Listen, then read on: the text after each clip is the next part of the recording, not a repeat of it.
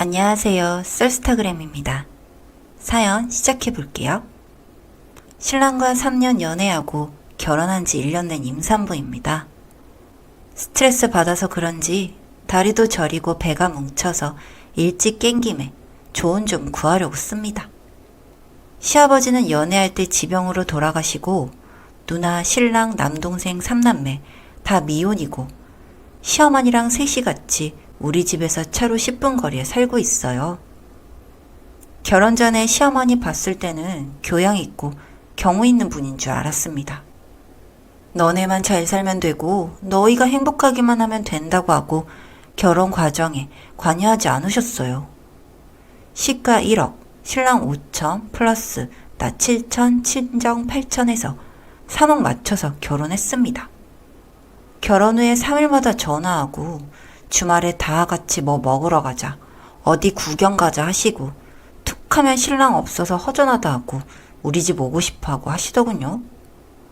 시누이와 시동생이 알고 허전해서 서운했냐며 매일 일찍 퇴근해서 집에 와서 밥 먹으니 밥 해야 돼서 귀찮고 주말에도 안 나가고 집에서 밥 달라 어디 가자 하니 우리한테 연락이 안 오기 시작했어요. 삼남매는 시어머니 성향을 알고 있어서 다행이었습니다. 그런데 어느 순간부터 저한테만 전화와서 네가 신랑한테 시댁 가자, 어머님이랑 어디 가보자, 다 같이 맛있는 거 먹으러 가자 하면서 친해지고 해야 하지 않겠냐고 하시더군요. 기가 막히게 신랑 없을 때만 전화해서 말이죠. 그러면서 은근절 까내리셨어요. 눈치가 없고 사근사근한 맛이 없다면서 좀 배우라고 하시더군요. 본인 뜻대로 안 되고 하니 화풀이를 저한테 하는 게 안 되겠어서 생각을 했죠. 신랑한테 바로 얘기하면 우선 내 말은 믿겠지만 녹음한 게 들려주기가 좀 뭔가 작정한 것 같고 어머님한테 말해봤자 시침이 뗄 게 뻔하기에 머리를 굴려봤어요. 거의 이틀에 한 번으로 월수금에만 전화하셨었거든요, 시어머니가. 신랑이 금요일에 연찬에서 쉬는 날 끝나는 시간에 맞춰서 데리러 오라고 했습니다. 5시에 퇴근해서 대중교통으로 집에 가면 늦어도 5시 30분이고 신랑은 6시에 퇴근해서 자차로 집에 오면 6시 40분에서 7시 정도 돼요. 시어머니는 항상 5시 반에서 6시 반 사이에 전화하셨었고요. 칼퇴를 해서 바로 차 타고 집에 오니 5시 15분. 조금 있으니 시어머니한테 전화 온 거 스피커폰으로 같이 받았어요. 처음에 신랑이 같이 있다고 하려고 했는데 어머님이 속사포로 다다다다 얘기하셔서 신랑이 껴들지도 못했고 듣는데 내용이 그러니 가만히 듣고 있었습니다. 그러다 어머님이 너 왜 대답이 없니? 하시기에 신랑이 전화기 가져가서 엄마 항상 이렇게 돼 있냐고 화를 내니 뭐라 하시는 것 같더니 당황하셔서는 끊어버리시더군요. 시댁 식구 다 알게 돼서 창피당하시고 저한테 사과하고 차단당하시고 조심하시다가 임신한 거 알고선 잘해주시는 듯합니다. 그저께 밥하기 싫고 그동안 조심하느라 초밥이 먹고 싶었는데 못 먹었어서 외식하려고 나갔는데 남편한테 시어머니 전화가 왔어요. 집에 와서 같이 저녁 먹자시는데 내가 초밥 먹고 싶다고 해서 나가려고 한다고 하니 알았다고 맛있게 먹으라고 하고 끊으셨고요. 남편이 신발 신느라 스피커폰으로 받고 있었는데 어머님이 끊은 줄 알고 제 욕을 하기 시작하셨어요. 어디 내려놓고 얘기하시며 돌아다니시든지 잘 안 들리기는 하는데 대략 임신한 게 뭐 대수라고 먹고 싶은 건 다 먹으려 한다고. 초밥은 무슨 초밥이야. 비싼 것도 먹고 싶다고 한다며. 미운 게 가지가지 한다면서 계속 뭐라고 하셨어요. 처음 방에서 거울보다 나와 벙쪄서 듣고 있고 신랑도 신발끈 붙잡고 당황해서 듣고 있다. 전화기에 대고 엄마 다 들리거든? 하면서 소리 지르니 끊어졌어요. 신랑은 미안해서 어쩔 줄 모르고 저도 어이가 없어서 가만히 있었는데 시어머니는 분명 증거가 없으니 모르는 척 하실 것 같은데 참 짜증나네요. 이 통화가 끝난 후 신랑은 시댁 가서 뒤집어 놓았어요. 신우는 대체 왜 그러냐고, 자기 보고 결혼 안 한다고 뭐라고 하지 말라고, 이런 시어머니 만날까봐 결혼 안 하고 싶다고 하고 난리를 했나 보더라고요. 신랑이 시어머니 번호를 차단해 놓아서 몰랐는데 나중에 목록 보니 어마어마하게 전화하셨었고요. 전 그 후로 왕래하지 않았고 가끔 시누이만 선물이나 먹을 거 사와서 들리기만 했어요. 임신 8개월이었는데 스트레스를 많이 받아서 자궁 수축이와 일주일 동안 입원하고 너무 힘들었어요.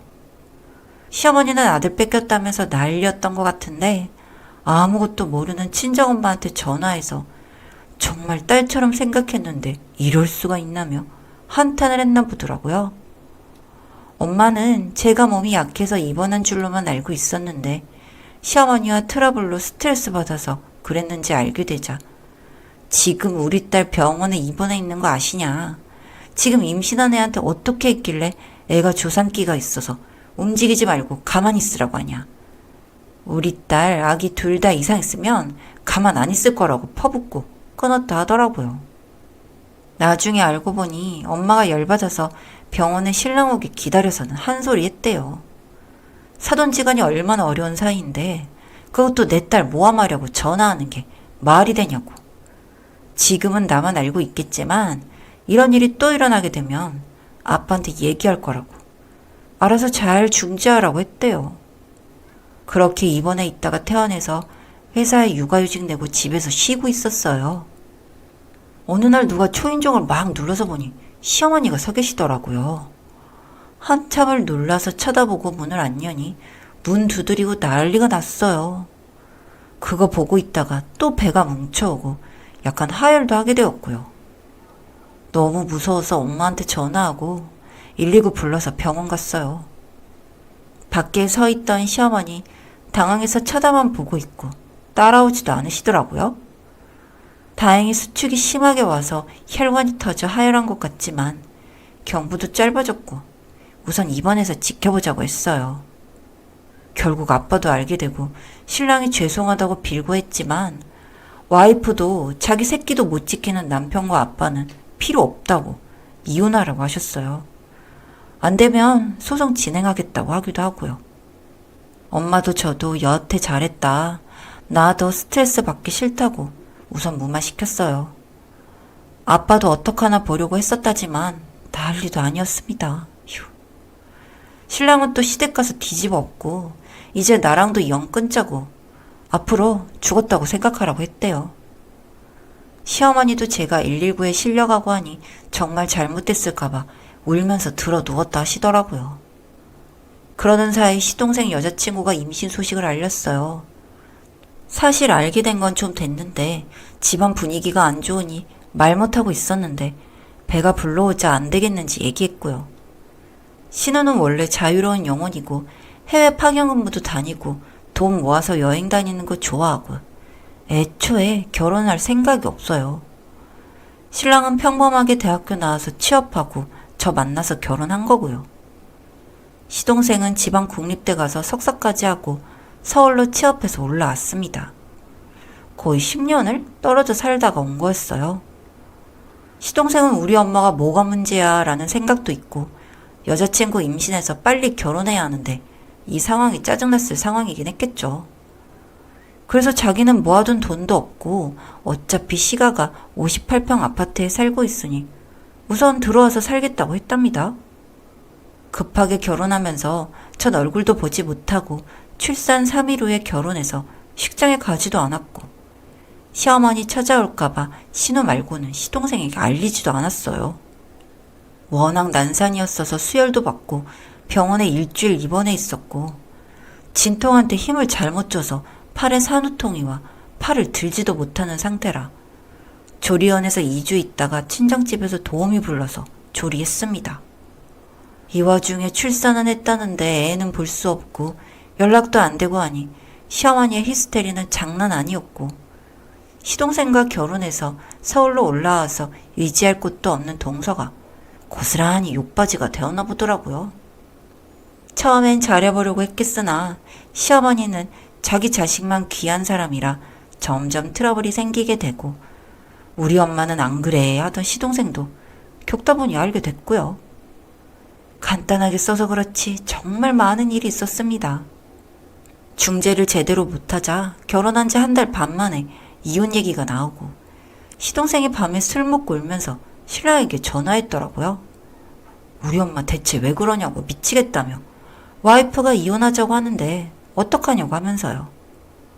만나서 얘기하는데 동서가 2주 시간 줄 테니 고민해 보라면서 분가하면 기본 도리는 하고 지내겠다. 친정에서 어느 정도 보태줄 테니 얼마만큼은 준비해서 분가하자. 아님 이혼하자고 하고 친정에 내려갔다고 하더라고요. 어차피 전 몸이 안 좋아 친정에서 살고 있는 상황이고 당분간은 친정에서 지내야 할 것 같고 또 시어머니 때문에 찾아올까봐 더 이상 그 집에서 못 살 것 같았어요. 그런데 지금 살고 있는 집의 살림살이도 1년 반 정도밖에 안 된 거고 다 좋은 거로 해놓은 거라 친정 들어가면 처분해야 할 생각하니 너무 아까웠고요. 시동생 부부한테 부부침대와 화장대, TV와 식기 정도만 가지고 나갈 테니 1,000만 원 정도에 넘겨줄까 하니 좋다고 하더라고요.